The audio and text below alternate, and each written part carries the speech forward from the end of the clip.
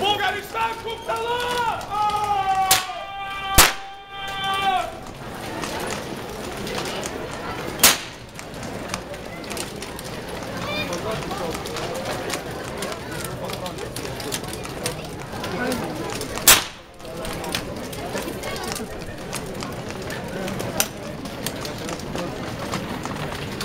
Забравяйте в текста нещо.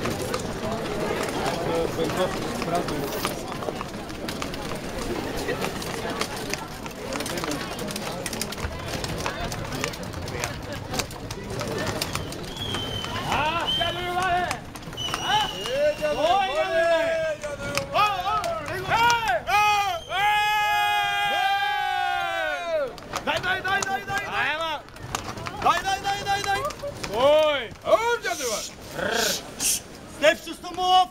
Така? Това Святаринчев школник! И Бенковски! Другия Петрогон! Решили да палят Цариград!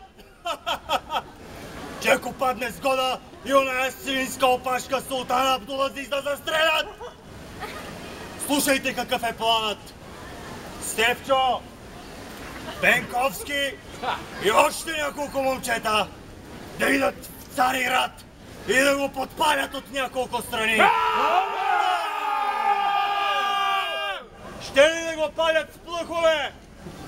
Мисли ли да наловят към 200 плъха? Да им вържат на опашките фитили от кълчища напоени в сяра? Да им драснат клечките и да ги пуснат на няколко предварително избрани и важни сгради? Плъховете тишат, сярата капе и пали всичко по пътя им! Не видяла вяра, магаре, видялата полудяла! Освен това решили, докато са там, ако султана мине под хотел България, хотел Италия, Бенковски да го громне и него.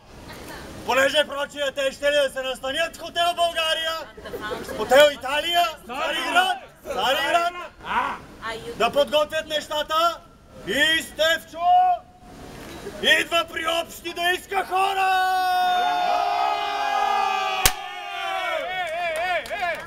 Ние с този Ветрогон, Стефчо Самолов, нищо общо не щем да имаме.